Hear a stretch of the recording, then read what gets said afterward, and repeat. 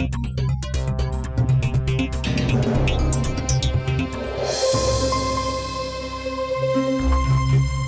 titres de ce 13h, le prix Borchamp de l'Anacad fixé à 350 francs pour cette campagne est monté jusqu'à 650 francs le kilogramme.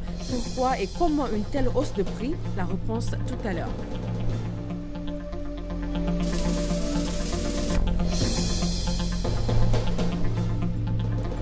Concours Miss Mathématiques 2016, les initiateurs veulent intéresser les filles aux filières scientifiques et pour cette 14e édition, sensibiliser les parents à la scolarisation des filles.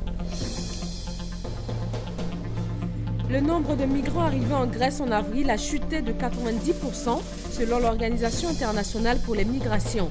Et aucune arrivée n'a été signalée depuis samedi sur les îles grecques. Lundi 16 mai, lundi de Pentecôte, jour férié, bienvenue dans ce journal. Vous êtes sur RTI 1, bonjour à tous. C'était des mesures très attendues. Le chef de l'État a annoncé le 1er mai dernier l'annulation de l'augmentation du prix de l'électricité. Il a demandé le remboursement du trop perçu aux consommateurs.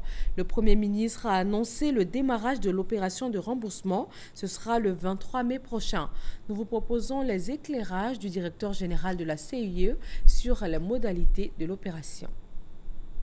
Mesdames et messieurs, Monsieur le Premier ministre, lors de sa conférence de presse du vendredi 13 mai 2016, a instruit la CIE à l'effet de rendre publiques les modalités d'application des décisions prises par le gouvernement relativement à l'ajustement tarifaire du prix de l'électricité.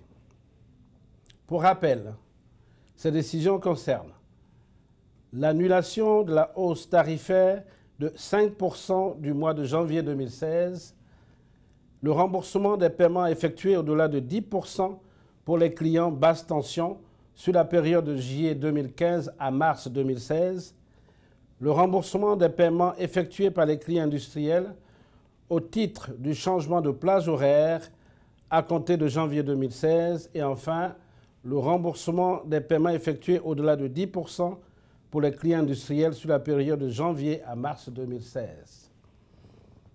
Notre intervention de ce jour répond à cette instruction de Monsieur le Premier ministre. Nous voudrions vous livrer ici les modalités pratiques de mise en œuvre de ces décisions. 1. Les modalités de remboursement pour les abonnés en basse tension, domestiques et professionnels. Les remboursements se feront sous forme d'avoirs déterminés conformément aux décisions annoncées. Les avoirs seront positionnés sur le compte client de chaque abonné. Ainsi, pour les abonnés ayant déjà payé toutes leurs factures sur la période de juillet 2015 à mars 2016, leurs avoirs seront inscrits sur leurs prochaines factures à venir. Le montant de cette facture ayant déjà tenu compte de ces avoirs. Pour les abonnés ayant en leur possession une facture non encore réglée à ce jour, les avoirs seront portés à leur connaissance au moment du règlement, de sorte qu'ils n'auront à régler que le solde. Dans le cas des paiements en agence, les montants des avoirs seront mentionnés sur la facture rééditée à un guichet dédié. Le client n'aura qu'à payer le nouveau montant de la facture, déduction faite de ses avoirs. Dans le cas des paiements électroniques, il faut noter que 45% des transactions de paiement se font sur le portefeuille électronique. Les montants des avoirs et du solde à payer seront indiqués de façon électronique sur le compte client. Pour ces abonnés, une facture physique leur sera éditée en leur agence. En ce qui concerne les abonnés qui sont au prépaiement, il convient de noter que sur les 170 000 abonnés, 28% uniquement sont concernés par la mesure, les autres étant au tarif social et le tarif social n'a pas été concerné par l'ajustement tarifaire. Pour ces clients, l'avoir déterminé sera converti en énergie et crédité sur leurs prochains achats à partir du 1er juin 2016. Les dates limites de paiement qui ont déjà été reportés du 4 au 17 mai 2016 sont à nouveau reportés au 31 mai 2016, afin de permettre à tous les clients concernés de procéder à leur règlement de facture en toute tranquillité. Deuxièmement, modalité de remboursement pour les abonnés à moyenne et haute tension.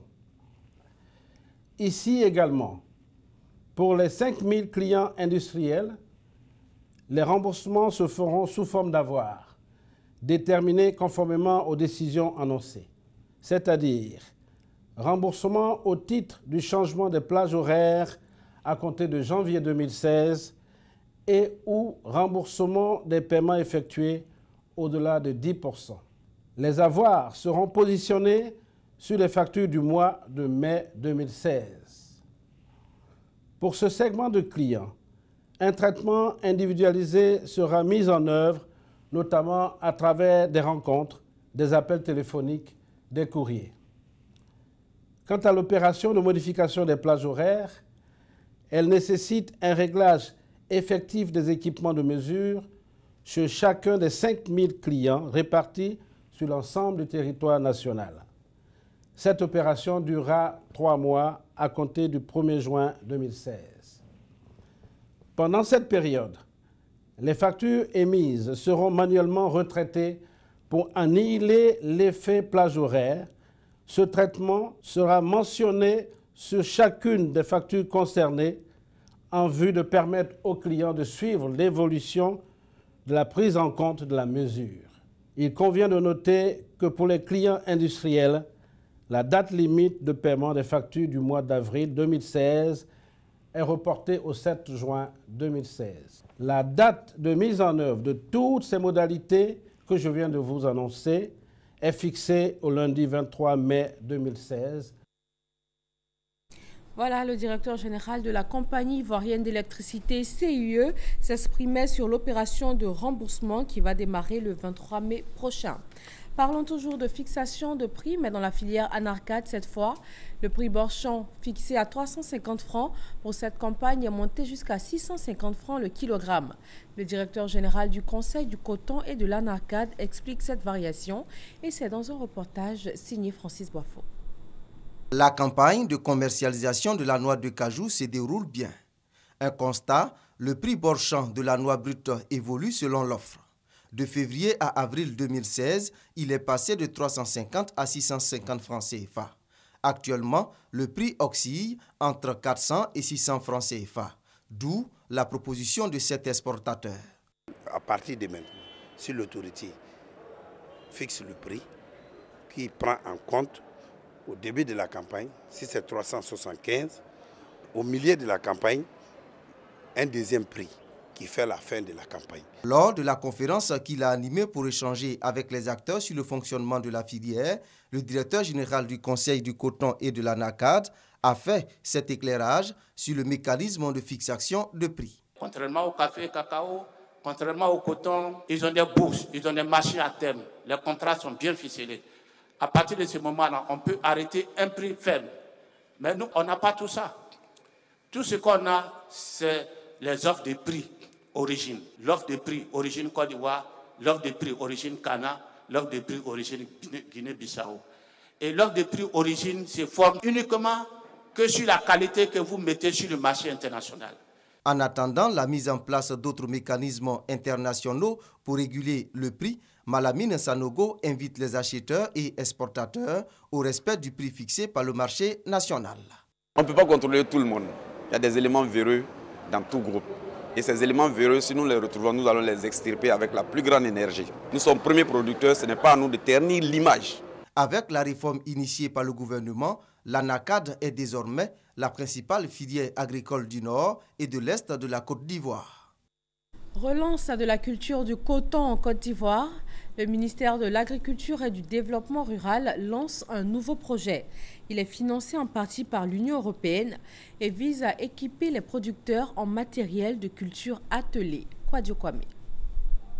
Bœufs dressés, multiculteurs, charrettes bovines, charrues, sémoires et pièces de rechange associées. Équipement agricole pour 10 000 producteurs de coton pour la poursuite de la relance de la culture attelée dans le bassin cotonnier. C'est le fruit de la coopération Union européenne intercoton pour accélérer la relance de la filière par le développement de la culture attelée. Coût du projet, près de 3 milliards de francs CFA. Cette phase vient amener les producteurs à participer. Ça veut dire que l'Union européenne paye la moitié et les producteurs payent l'autre moitié.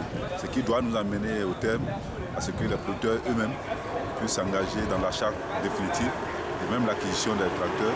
Le projet de poursuite de la relance de la culture attelée dans le bassin cotonnier vise à lutter contre la pauvreté, améliorer les conditions de vie en milieu rural et la santé animale. Cette remise d'équipement a aussi pour objet de renouveler et de mécaniser les moyens de production agricole.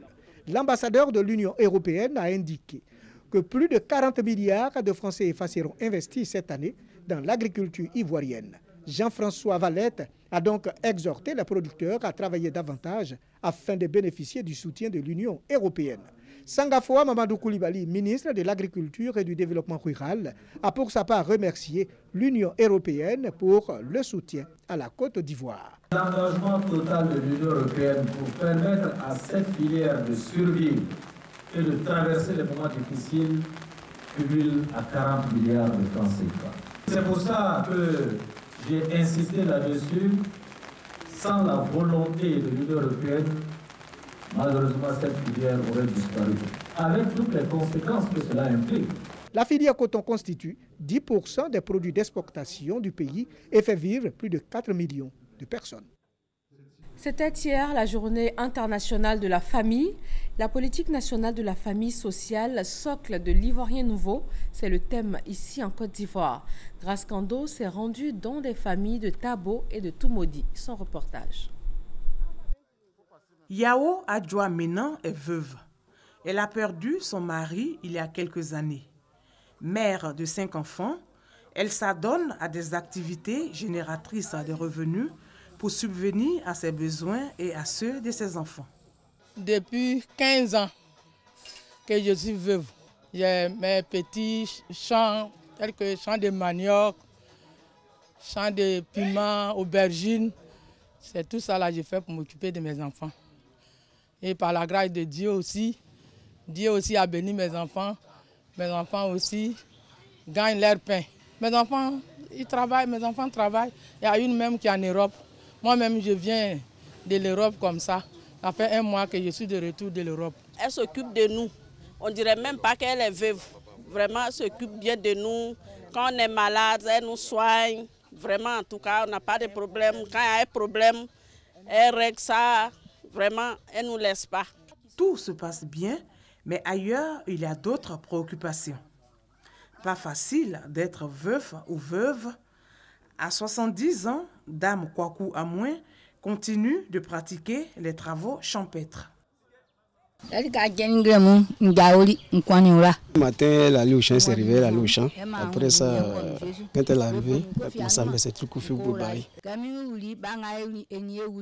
dit depuis son mari est parti, elle nourrit 7 enfants. Elle dit actuellement, c'est tout ce qui se passe dans la cour ici. Voilà, que ce soit financier, matériel, bon, c'est l'école. Au moment où il avait la force, il a fait sa plantation de cacao. Donc c'est avec ça qu'il les nourrissait. Maintenant, comme il n'a plus de la force, c'est les enfants aussi qui les nourrissent. Cette difficulté, c'est sa maladie. Si ses enfants n'étaient pas là, depuis, il était déjà mort, qu'il ne peut rien faire. C'est à cause des enfants qu'il est encore vivant. En cette journée internationale de la famille, célébrée ce dimanche 15 mai, les veuves et veufs appellent à un soutien des décideurs pour l'amélioration de leurs conditions de vie. Dans le domaine de l'éducation, le concours Miss Mathématiques 2016. Il s'agit pour les initiateurs d'intéresser les filles aux filières scientifiques. Il est aussi question pour cette 14e édition de sensibiliser les parents à la scolarisation des filles. Hermaniamia. Lycée Sainte-Marie de Cocody, début des épreuves écrites du concours Miss Mathématiques édition 2016. Cette fin de semaine, 361 candidates composent ici, en même temps que les 94 du centre du lycée Mami Adjoa de Yamoussoukro. Les 455 candidates de l'édition 2016 du concours Miss Mathématiques sont issus des classes de 3e et terminale du pays. Pour les initiateurs du concours, il s'agit de faire la promotion des jeunes filles dans le domaine des sciences, surtout de faire d'elles des leaders et les élites de demain. Les gens pensent que les mathématiques sont plus difficiles. Non. Si vous laissez une minute, les mathématiques, c'est elles qui vous quittent. La maison ne repose pas sur le sol. La maison repose sur la femme. Si nous ne faisons pas la promotion de nos jeunes filles, la Côte d'Ivoire sera sans avenir. Le concours s'est déroulé sous le regard vigilant du représentant du ministre de l'Éducation nationale, venu marquer le soutien du ministère aux organisateurs. Il y a des hommes de valeur, il y a aussi des femmes de valeur. Il faut donc, à travers ce genre de concours, créer l'émulation pour faire de ces jeunes filles-là des femmes leaders de demain. Les lauréates de l'édition 2016 du concours Miss Mathématiques, soutenues par le Conseil Café Cacao, vont bénéficier de bourses d'études, ce qui leur permettra d'approfondir leurs connaissances en mathématiques dans des établissements de renom à l'extérieur de la Côte d'Ivoire. Quelle filière choisir? Comment s'orienter après le premier ou le second cycle? Au lycée moderne d'Agboville, une journée carrière a été initiée. Elle doit répondre à ces préoccupations des élèves. Ami Koulibaly. Le marché de l'emploi devient de plus en plus étroit et exige de faire de bons choix. Face à un monde universitaire et scolaire en pleine mutation, l'ONG ADI sensibilise les apprenants sur l'importance d'une meilleure information sur le choix de leur filière. D'où l'initiation d'une journée carrière au lycée moderne d'Agboville. Et selon la présidente de l'ONG, pour réussir, il est nécessaire de faire fi de comportements susceptibles de mettre fin à leurs études. Sachez que le lycée moderne d'Agboville va célébrer ses 50 ans cette année. Il a contribué à la formation de plusieurs cadres. Journée socio-culturelle de la jeunesse unie de Yopougon. Un des moments importants de cette journée, le don de sang pour participer à combler la pénurie récurrente en produits sanguins dans les hôpitaux et dans les banques de sang. Baraki Sabamba et Pargasse reconnaît. La jeunesse unie de Yopougon, nouveau quartier, était réunie ce samedi pour une cause commune, donner son sang pour sauver des vies. Une action qui s'inscrit dans le cadre de ses activités socio-culturelles. Depuis un certain moment, on voit que la banque de sang lance un appel. Et donc, il était important pour nous, jeunes de Yopougon, de répondre à cet appel. Voici pourquoi on fait ce don ce matin. Nous sommes tous des malades ambulants. N'attendons pas que le pire arrive pour qu'on court de gauche à droite. Or, si maintenant on anticipe, je pense que ça sauvera plus que des vies. Plus qu'un acte bénévole, le don de sang est un devoir pour ces jeunes de Yopougon. Cet enseignement de leur parrain, Feu Ibrahim Esdine, les a poussés une fois de plus à poser cet acte de dévouement. Je suis venu donner mon sang pour sauver des vies. Et c'est en l'honneur de Esdine pour lui rendre hommage parce qu'il a beaucoup aidé les jeunes dans sa société. De nos jours, il n'y a plus d'accidents, les gens perdent leur sang et meurent par manque de sang. Cela vraiment m'a fait. Or, il y a le moyen de la sauver de manière gratuite. Alors, je le fais, je sauve des vies de manière gratuite, sans état d'âme. Et je le ferai tant que je vivrai, tant que je me porterai bien. L'année dernière, la jeunesse unie de Yopougon avait collecté 120 poches de sang. Cette année, elle a pu en recueillir environ 200. La cérémonie de don de sang est désormais une tradition pour la jeunesse unie de Yopougon. 68e édition de la Journée internationale de la Croix-Rouge et du Croissant-Rouge. Il s'agit de faire connaître la contribution sociale et l'assistance humanitaire de cette institution à travers le monde. En Côte d'Ivoire, la célébration officielle a eu lieu dans la ville de Boisflé, à 306 km d'Abidjan. Thérèse Yoboué. La Croix-Rouge partout pour tous. C'est le thème retenu pour la célébration de la 68e édition de la Journée internationale de la Croix-Rouge et du Croissant-Rouge. Pour cette année, c'est la ville de Boisflé qui a abrité la cérémonie officielle. Le secrétaire général 1 de préfecture et la présidente nationale de cette institution ont choisi l'occasion pour saluer le volontariat et l'action humanitaire de tous ces hommes et femmes qui se mobilisent au quotidien pour sauver des vies. Nous sommes aujourd'hui à Boisflé, pour saluer depuis cette commune tous les volontaires du monde et singulièrement ceux d'Afrique et surtout de notre pays, la Côte d'Ivoire. Nous sommes un réseau humanitaire mondial qui aide les populations à se préparer aux crises, à y faire face et s'en relever. Autre temps fort de cette célébration, l'inauguration du nouveau siège de la Croix-Rouge de Boisflé. Il a coûté plus de 16 millions de francs CFA et comprend une salle de radio, des réunions et des bureaux. Créée en 1863 par le Sus Henri Dunant, la Croix-Rouge s'est installée en Côte d'Ivoire en 1960. Elle a pour mission principale de coordonner les activités de secours et d'assistance humanitaire dans le monde. Réunion du Conseil régional du Tonkwin à l'ordre du jour, les réalisations en cours, les besoins et les prévisions pour le développement de la région. Des infrastructures sociales déjà finalisées ont été visitées. Thérèse Yoboué. Plusieurs localités des départements de Man, Danané, Biankouma, Zouanouyen et Sipilou connaissent un développement grâce au Conseil régional. Des bâtiments, des lycées et collèges ont été réhabilités, tandis que des centres de santé, d'écoles ont été construits.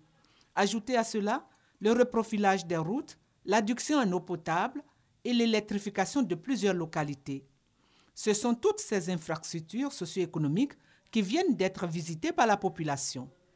D'ailleurs, lors de la tenue de la première session du Conseil régional du Tonkwin, un accent particulier a été mis sur l'avancée des travaux. Plus de 60% des projets retenus sont en phase d'achèvement. Un centre de santé, c'est d'abord la base de tout. On ne peut produire au maximum que lorsque on respire la grande forme, lorsqu'on bénéficie d'une bonne santé. Et la santé pour nous est le préalable même à tout développement. Le ministre Mabri Touakeus et Gaston Aimé Ouimela ont choisi cette occasion pour inviter toute la population à l'entente, à la cohésion pour le développement de la région. La question sécuritaire, l'étude du foncier et l'aménagement territorial des ponts importants du programme de développement territorial. C'est un programme concocté par les élus locaux de l'espace UEMOA. Ils sont réunis dans la ville de Grand-Bassam depuis le 12 mai dernier. Mamadou Kwasi. De nouveaux chantiers pour le développement des collectivités territoriales de l'espace UEMOA. Au nombre de ces chantiers qui vont améliorer les conditions de vie des populations, un programme de coopération transfrontalière locale, l'étude sur le foncier urbain et une harmonisation de la décentralisation financière. En clair, les collectivités territoriales de l'espace UEMOA souhaitent avoir un même taux de subvention destiné aux collectivités, moteur du développement. Une position soutenue par la commission de l'UEMOA qui veut axer sa politique de développement sur les villes et régions, car plus proches des populations. 20 ans, la commission travaille avec les États. Mais depuis les 4 dernières années, nous avons décidé de travailler avec les collectivités territoriales pour la maîtrise de l'espace communautaire qui sont donc nécessaires pour le développement équilibré, soutenu de notre espace. Faire en sorte que nos différentes résolutions soient prises en compte par nos chefs d'État pour que de plus en plus les élus de l'espace UEMOA soient de vrais acteurs de l'intégration, mais aussi du développement de l'espace UEMOA. Pour le président du Conseil des collectivités territoriales de l'espace UEMOA, Albert François Amicha, représentant par ailleurs le ministre d'État, ministre de l'Intérieur et de la Sécurité à la clôture des travaux, les chantiers lancés pourront permettre d'apporter un mieux-être aux populations. Les élus locaux s'engagent à la suite de l'appel qu'a lancé le ministre d'État, ministre de la Sécurité, ministre de l'Intérieur de Côte d'Ivoire, à s'impliquer dans cette lutte, à jouer leur participation dans la lutte contre le terrorisme et de manière plus générale dans la lutte contre l'insécurité dans nos territoires. Les résolutions de cette rencontre de Grand-Bassam seront soumises le mois prochain à Dakar lors de la conférence des chefs d'État de l'espace UEMOA. Mais avant, les élus locaux de l'espace UEMOA font un plaidoyer auprès du président de la République, Alassane Ouattara, par ailleurs président de la conférence des chefs d'État de l'UEMOA pour la prise en compte de ses préoccupations. Les chrétiens catholiques et évangéliques ont célébré hier dimanche la Pentecôte. En ce jour particulier, plus de 2500 jeunes chrétiens catholiques du diocèse d'Abidjan ont reçu le sacrement de confirmation. Michel Mambo. 2518 jeunes chrétiens catholiques marqués du Saint-Crème en ce dimanche 15 mai, jour de la Pentecôte. Ils reçoivent ainsi le sacrement de confirmation après le baptême, une étape qui vient achever l'initiation chrétienne. Au nom du Saint-Esprit, ces ambassadeurs de miséricorde, de paix et d'amour pourront désormais aller partout annoncer l'Évangile. Il appartient à tous les chrétiens que nous sommes, et particulièrement à vous, confinements de cette année, d'être pour notre pays ceux et celles qui portent ces messages de pardon, de paix et d'amour. Sagesse, intelligence, force, connaissance, crainte de Dieu, des dons de l'esprit dont bénéficient ces jeunes en ce jour spécial. Leur mission, répandre autour d'eux l'amour et la paix. Cette cérémonie de sacrement de confirmation des jeunes est organisée chaque année par l'Office diocésain de la pastorale des jeunes d'Abidjan. La Pentecôte conclut officiellement le temps pascal et donne à l'Église les prémices de sa mission, annoncer la bonne nouvelle de la résurrection du Christ à toutes les nations. La célébration à Korogo dans ce reportage de Kader Sogodogo. 50 jours après sa mort, les apôtres de Jésus réunis au Cénacle sont enfermés par crainte des Juifs et des Romains qui ont fait mourir Jésus. Marie est avec eux. Ensemble, ils prient dans l'attente du don promis par Jésus. Ainsi se réalisait la promesse faite par le Christ aux apôtres au moment de son ascension. C'est la descente de l'Esprit Saint sur les apôtres, c'est donc la Pentecôte. À Korogo, c'est à la paroisse Notre-Dame de Fatima que Monseigneur Marie-Daniel Dadier a officié la messe de la Pentecôte. L'archevêque métropolitain de Korogo a souligné que la venue de l'Esprit Saint conclut officiellement le temps pascal et donne à l'Église les prémices de sa mission, celle d'annoncer la bonne nouvelle de la résurrection du Christ à toutes les nations. Monseigneur Marie-Daniel Dadier a appelé les chrétiens à proclamer librement la bonne nouvelle de l'Évangile comme l'ont fait les apôtres. À l'occasion de la Pentecôte, 29 chrétiens de la paroisse Notre-Dame de Fatima de Korogo ont reçu le sacrement de la confirmation. À Bonon, les fidèles de l'église de l'Assemblée internationale du corps de Christ ont aussi célébré la Pentecôte. Le guide de cette église, le prophète Samuel Manation, a instruit ses fidèles sur les enseignements qui ressortent de cette célébration. Éric Goré. Les fidèles chrétiens de l'Assemblée internationale du corps du Christ ont célébré la fête de Pentecôte dans la ferveur. À Bonon, les populations ont pris d'assaut ce lieu saint pour être les témoins privilégiés de l'événement. Le groupe musical a entretenu les appelés du Christ avant de faire place au message.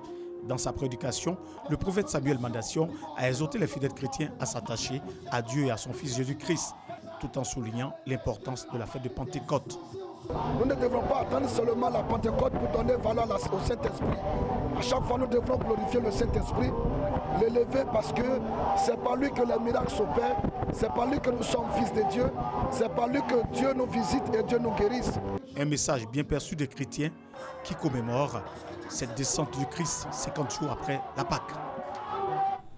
L'actualité au Sénégal est marquée par un procès qui captive toutes les attentions.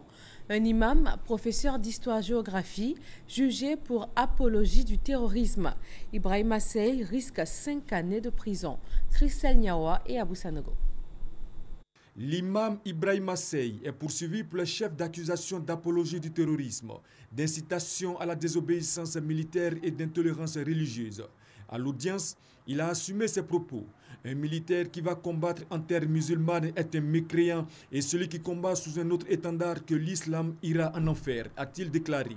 Interrogé par le président du tribunal de grande instance de Kolda, Abdourahmane Ndiaye, sur ses propos lors d'un prêche prononcé en septembre 2015 dans un lieu de culte, il a affirmé agir au nom de l'islam et contre l'impérialisme occidental et africain, évoquant le choc des civilisations et des religions. Dans ce sermon, dont un enregistrement sur CD a été présenté à l'audience, il avait affirmé que tous les militaires envoyés au Mali sont des mécréants. L'imam Ibrahima Sey, par ailleurs professeur d'histoire-géographie dans un lycée de Kolda, fait partie de la dizaine de personnes, dont plusieurs imams, arrêtés en octobre 2015 pour affinité avérée avec des mouvements djihadistes dans la sous-région ouest africaine. Après plusieurs heures d'échange entre le président et l'accusé, le procureur Yero Diallo Moussa a requis une peine de 5 ans de prison ferme. Le délibéré de cette affaire qui a tenu en haleine les Sénégalais est attendu le 1er juin prochain. Un ancien agent de la CIA a affirmé au réalisateur britannique John Irving avoir joué un rôle clé dans l'arrestation en 1962 de Nelson Mandela. Mandela dirigeait à l'époque la branche militaire du Congrès national africain ANC. Il a été arrêté le 5 août 1962 et condamné à la prison et aux travaux forcés à perpétuité. Libéré de prison en 1990, Madiba est devenu le président d'Afrique du Sud entre 1994 et 1999. Il est décédé en 2013 à l'âge de 95 ans. En Égypte, accusé d'avoir battu à mort un Français en 2013 dans la cellule d'un commissariat, 6 détenus ont été condamnés à 7 ans de prison. Mais la famille et la défense de la victime accusent plutôt les policiers. Eric Lang, 49 ans, qui enseignait le français en Égypte, a été arrêté dans la rue parce qu'il n'avait pas de pièce d'identité. Son passeport rapporté plus tard aux policiers ne portait pas de visa de séjour valide selon les autorités. L'Organisation internationale pour les migrations a annoncé vendredi une baisse de 90% du nombre de migrants arrivés en Grèce en avril. Et la police grecque affirme qu'aucune arrivée n'a été signalée depuis samedi sur les îles grecques. L'accord entre Bruxelles et Ankara, conclu pour réduire l'afflux de migrants en Europe, semble alors porter ses fruits. Voilà pour ce 13h. Merci de rester avec nous sur RTI 1. Bonne fin de week-end rallongé. À demain 13h.